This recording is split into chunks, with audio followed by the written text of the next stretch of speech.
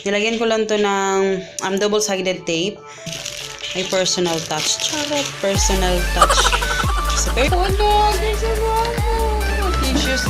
Talagang kakapa-kapa ko talaga ako kanina. Hindi ko talaga alam kung ano yung mga gagawin ko.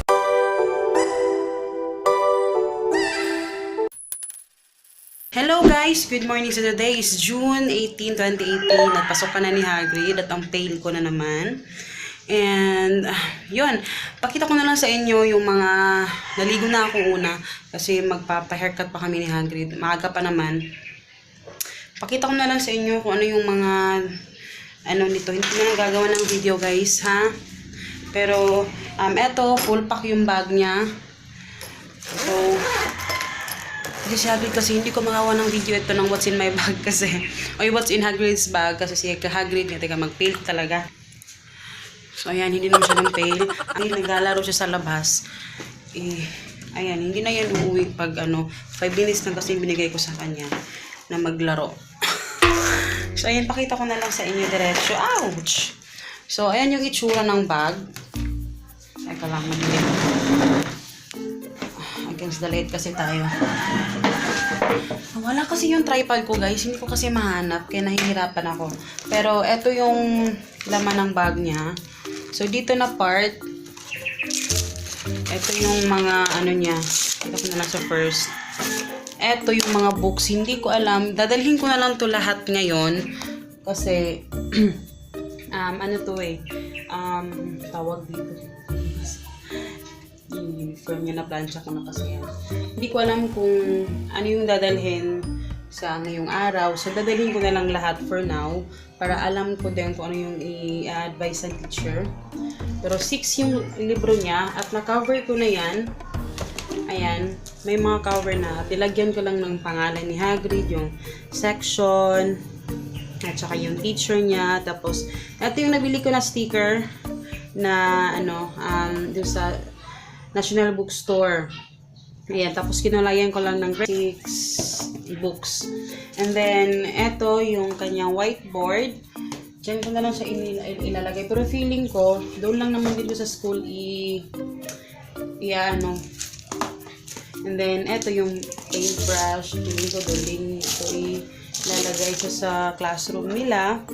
And then, eto, dito ko na din ilalagay kasi. Nilagyan ko lang yung mga pangalan.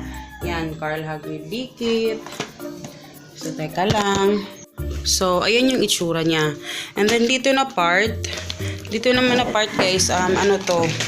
Ito yung raincoat niya. Hindi ko nasali ito sa pag-haul. Kasi, first ko itong nabili. Pero, ito yung raincoat niya. Cars din. And then, ito yung pencil case niya. Na, teka lang. Ito yung pencil case niya na, ayan, yung picture niya ko, kasi kailangan laminate ng dalawang 2x2 at isang hindi laminated, at saka dalawang 1x1. At saka ito yung marker niya, whiteboard pen, sharpener, and then dito naman yung kanyang eraser, yung gunting, yung mga turbalo niya. Ayan. Kasi feeling ko doon din to sa classroom ilalagay eh. So, medyo parang feeling ko dapat sana malaki yung bag na kinuha ko. Hindi ko masabi sa ngayon kasi hindi ko din alam kung ano yung dadalhin namin at lang sa school ilalagay. Pero ayan. So, sinirado ko na. And then, eto yung kanyang name tag. Ako lang yung gumawa nito. Tapos pinalaminate. Photo paper talaga ito. Kasi mas mura yung magpapaprint ka ng picture kasi yung magpapaprint ka doon sa computer shop. Kasi kung ganito, 15 pesos na. Tapos ganyan palang galiit, diba? Lang to, wallet size ang aking pinili. Medyo maliit nga yung name niya pero carry na yan. And then, eto naman, wala pa to, hindi ko pa ito nilagay. Kasi yung baon niya nandun pa. So, eto yung kanyang lunch bag. So, eto naman, meron tong compartment na parang ganyan. So, dito ko ilalagay yung baonan. Yung problema ko lang is yung eto, hindi siya magkasya. Yung baonan pala ni Hagrid guys, hindi ko muna pinalitan kasi wala akong makita kahapon. Pero, ayan lang muna for now. And eto talaga is hindi na magkakasya sa bag. So sana sasabihin ng teacher na doon na lang ilagay sa school ito. Hindi na siguro namin to dadalhin kasi mga lang naman to, mga coloring books, yung mga niya. Siguro yun, doon lang siguro. Tapos dalawa kasi yung pinrint nung sa nagpa-print ako. Dalawa yung niya. So dito ko na lang inilagay yung isa sa kanyang nilagyan ko lang to ng double-sided tape. Kaya ayan. So meron akong eto dinlagyan ko rin ng mga name yan ha. Ayan, Hagrid. Eto din, meron ding Hagrid. Lahat na yan na kasi may nakalagay doon, nakalangan lagyan doon ng name. So eto din, Hagrid, puro Hagrid. So ayan, mga construction paper na lang yan, mga bond paper. Eto yung papel niya. Eto yung crayons. So feeling ko doon lang din to yung crayons ilalagay sa kanilang school. And then eto naman, eto yung box, parang pang personal nila na just in case. Pero doon lang namin to sa school And then eto yung shorts na nabili ko. Wala akong ibang nakita. So Pinoy naman tayo ng Pilipinas. Naghanap sana ako ng puti pero wala akong puti na makita. And then eto naman yung sa ziplock bag ko na lang inilagay. Yung mga sabon. Yun, pinalitan ko pala yung sabon niya kasi feeling ko kasi doon lang naman sa classroom to pag gagamitin lang naman to pag may may emergency na magaganap. So ayan, yung alcohol niya may pangalan din kasi may halagay doon kailangan lagyan ng mga pangalan. And then yung pulbo niya, ako lang yan guys na gumagawa. Yan lang para at least may mga may personal touch. Charot, personal touch. So, pero yung mga tissue, hindi ko na nilagyan. Offer naman. And then, ayan. Nilagyan ko na lang din dito. Sticker din to. Nilagyan ko. Likit Hagrid. Carl Hagrid sana yan. Pero naisip ko, bakit nga hindi ko nga ba nilagyan ng Carl? Hagrid na lang. Kasi nasanay ako na Hagrid lang yung tinatawag ko kasi sa kanya. So, ayan. Pag niya bigat talaga. Dahil sa mga books. So, ayun lang guys. Tapos, eto pala yung uniform niya. Medyo nangarag ako sa uniform niya ito. So, ito yung short. Niready ko rin yung brief. And eto yung shoes na pinalit namin. Nagdagdag lang kami ng 400 ata yung dinagdag namin dito. Oo, mga 400. Yun pa rin yung brand na pinili. Kasi maganda din naman kasi yung brand nila. So, ayan. Niready ko na din siya. Laki ng paa ni Hagrid, So, ayun. Nangarag ako dun sa uniform niya, guys. Kasi actually, pinatahi ko yan. Inano ko lang talaga yung mananahi na sa Sunday, kukunin sa gabi. Then, pag kinuha ko na kagabi, sa pag-fit ko sa kanya sa uniform, maliit yung dalawang uniform niya. Hindi magkasya. Yan, laki pa naman ni Hagrid, di ba? Malaki yung siyan. So, hindi siya nagkasya. So, binalik ko na naman. So, sana nalaban ko na yung kagabi at na-plancha ko na yung kanina. Pero, wala Nilabhan ko yan. Nilabhan ko yan umaga na. Pero yung shorts, hindi ko na nilabahan. Inisprayhan ko na lang ng yung downy para mapapag-plancha ko. Mabilis lang siya yung mga gusot. So, yun lang naman. Tapos si Hagrid ngayon, haircut. Malapit lang naman dyan talaga sa malapit. And, yun, nare-ready ko lang ito lahat. Hindi pa nga ako tapos. Pero, narag pa ako ngayon kasi, hindi pala ako nakapag-plancha kagabi kasi walang uniform na pa-planchahin. Kaya mamaya talaga, sa gabi pa lang pa-planchahin ko yan lahat. At yung mga baonan niya, i-ready ko na. Kaya, yun.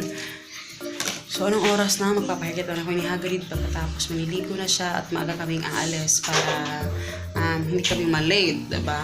So, doon na lang din ako mag-edit sa school kasi ano yung klase niya? 10:30, 10, 11, 12, 1. 1:30 mo? 3 hours ba yun? 3 hours, 2 hours. 1:15 lang pala, 1:15. So, mga 2 hours and 30 minutes, parang gano'n. Doon ako mag-edit, guys, kasi hindi ko na makakaya pag uwi mamaya, saka ko na lang i-upload. So, yun. So, ayan, guys, yung gano'n siya ka-excited. Ayan. Yung sukat ng kanyang uniform. At gusto niya dalhin yung bag niya. Super excited talaga siya. Mommy, please. Kanina. So, ayan. Super popo, no? Kasi guwapo. Yung shoes niya, tamang-tama lang talaga yung shoes niya. Oh, talagang tamang-tama lang. Kasi alam ko mamaya, grabe yung laro niyan. So, ayan guys, palis na kami. Dahil anong oras na? Tibay ko muna kung anong oras na. Hindi na mag-play. Yun, tapos na rin mag-haircut si Hagrid. And then, yun. Palis na kami. At marami akong bibit-bitin. Kaya good luck.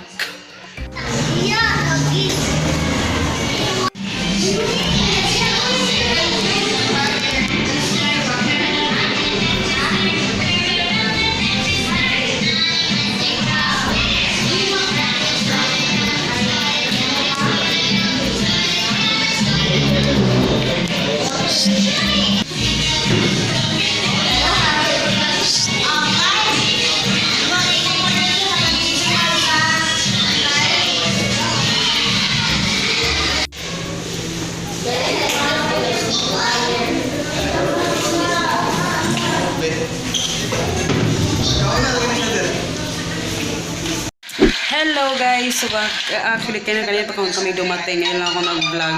Saka si Hagrid, ayan, nakatulog siya. Kasi wala na akong ginagawa doon. Naghintay lang ako kay Hagrid. So, ayun, nakaraos naman sa school si Hagrid. So, ayan guys. Pasensya na sa buhok ko para akong binagyo. Kanina pala, share ko lang sa inyo yung experience ko doon. Pasensya na naputol, napuno na naman yung SD card ko. Share ko lang sa inyo yung experience ko kanina kasi diba first time ko at talagang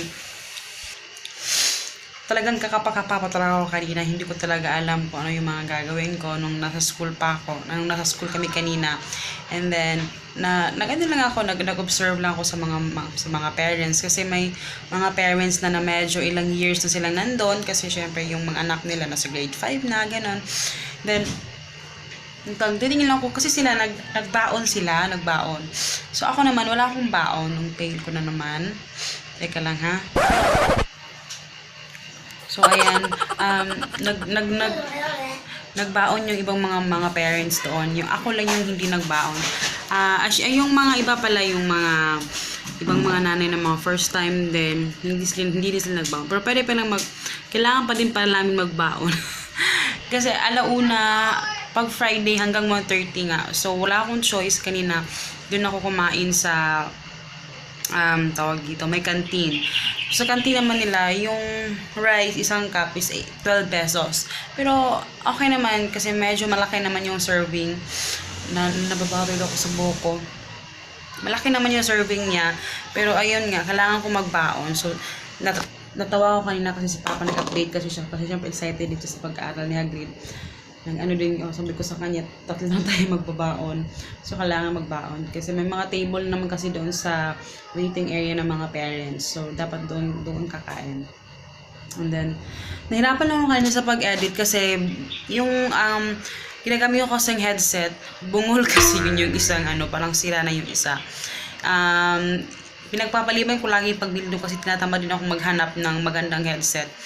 Pero, kanina talaga yung nag-edit ko kasi maingay yung mga tao. Kasi syempre maraming mga parents, maingay yung mga jeep, yung mga sasakyan na dumadaan. So, halos hindi ko naririnig yung pag nag-edit ako.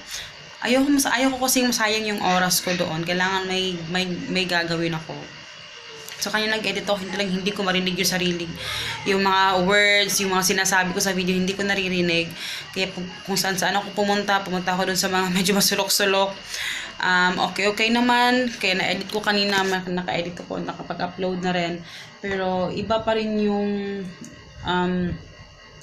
headset na talagang malakas siya. Kasi ayoko talaga masayang yung oras ko doon na sa naghihintay lang na wala akong ginagawa. So, diba?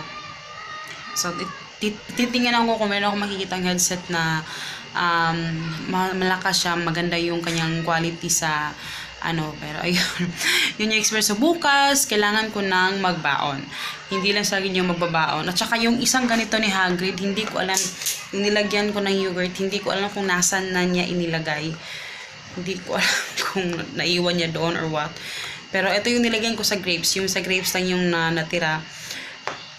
Pero meron akong hindi pwede sa kanya yung mga ganito. Kaya bibili ako nung sa Lock and Lock ata yun. na brand. Yung may division na siya na tatlo. Nakita ko kasi nung punta ko sa Gaisano. Siguro yun na lang siguro yung bilhin ko para sa kanya. Para sa ulam at saka ano. Kasi yung Tupperware kasi na yan na binili ko, for ano lang kasi talaga yan, kasi for sandwich lang, kasi akala ko pang morning siya. So yun, nung nag-ano kami, nung nag-usap kami ng teacher niya, yun nga, nagdag-decide ako na sa lunch time na lang. So kailangan niya na mag-lunch. So yun, bibilang ko siya ng bago talaga, yung sa lakan-lak na siguro. And then yun, wala naman akong ginagawa sa ngayon kasi kailangan ko ng labhan yung uniform ni Hagrid. Hindi siya tipid sa sabon kasi 'di ba ilang piraso rin yung lalabhan ko. So itatry ko na makabili ng mas marami pa. Namamahalan kasi ako sa uniform. 275 ata yung each. As in sa ano lang ha, dito lang sa taas. At saka ipapatahi ko pa, 'di ba? So ang laking gastos. So, magkano yung patahi? Bayad ko sa patahi nung 2 pairs. Up and down. Aksala na yung shorts. 200 yung bayad ko dun, guys. Diba? So, hindi sobrang magastos siya. So, lang mamaya yung mga gamit niya. So, yun.